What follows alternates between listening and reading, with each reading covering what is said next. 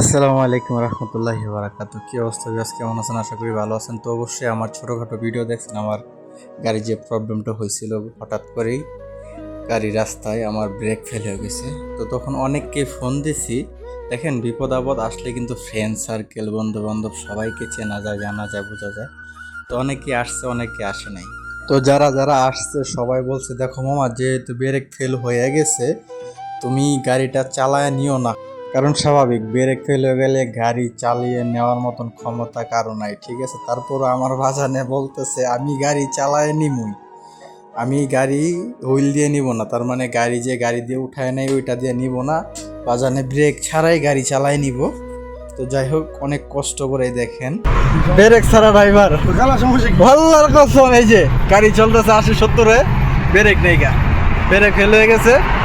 তো আমরা এখন আছি হাইওয়েতে, ব্রেক ছাড়া গাড়ি চালাতেছি, কিন্তু আমি এলে জীবনও গাড়ি চালালে মেলে না। ড্রাইভার কে রে কয়?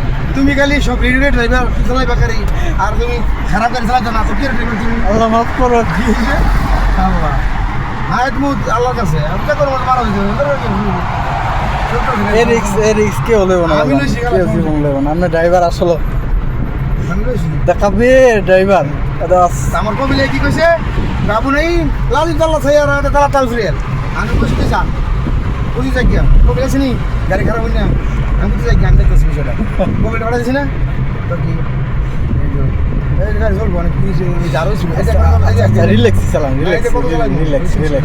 80-100 প্রবলেম, 80-100 মুশকিলা। হয়তো কেউ কইতে পারে মিছা কথা, আসলে মিছা কথা নেই, যে গাড়ি চলতেছে 90+। আইওয়া সাওয়াক সাওয়াক গুড। তো এই যে আমাকে বই দেবো আমার গাড়ি খারাপ, ব্রেক ফেল তো বই দেবো, সাহস লাগবো বাবা। দেখ আল্লাহ করে যাইতে পারলো যে। আমি গেছি আলহামদুলিল্লাহ। আমি যে গাড়ি করেছি, গাড়ি ব্রেকটাকে বুঝতে আছে না, আমি কোন টেনশন করতেছি, আমি মজা লাগছে না। হয়তো যারা ভিডিওটা দেখতেছে হয়তো মনে করবো আসলে ফাত্রা আমি করতেছি, কিন্তু আসলে ফাত্রা আমি না। কি লাইভে দিতেছ নাকি? এটা ভিডিও করতেছি পেজে ছাড়মু। তো অনেক রিস্ক নিয়ে তো রাস্তা দিয়ে ব্রেক ছাড়া গাড়ি নিয়ে এসে পড়ছি। এখন যাইতেছি যেখানে ঠিক করাবো, গ্যারেজের সামনে। গাড়ি রাত হয়ে গেছে, রেখা সকালে আমরা আসবো আবার গাড়িটা ঠিক করার জন্য। তো আবারও এসে পড়লাম সকালে। সমস্যা রয়েছে গাড়ি, ঠিক আছে, কি লেগে হয়েছিল এই যে তামাতাম হয়ে গেছে গা, সাধারণ একটা ব্রেক শুল লাগে, ব্রেক ফেল হয়ে গেছে, ঠিক আছে।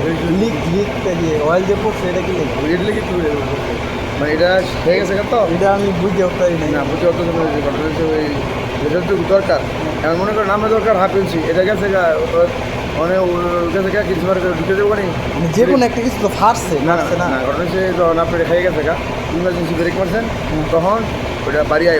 অনেকে জিজ্ঞাসা করতে পারেন, ভাই গাড়ি আনছেন গ্যারেজে, আপনি মিস্ত্রির সাথে কথা বলেন, ওনার সাথে কেন বলতেছেন? ভাইয়া, হয়তো গ্যারেজে মিস্ত্রি আছে, কিন্তু 28 বছরের গাড়ি চালানোর মতন অভিজ্ঞতা আর মিস্ত্রির নাই। তো আমার বাজানের 28 বছরের গাড়ি চালানোর অভিজ্ঞতা আছে, তার জন্য জিজ্ঞাসা করতেছি ওনার কাছে বারবার। সবাই ভালো থাকবেন, সুস্থ থাকবেন, আল্লাহ হাফেজ।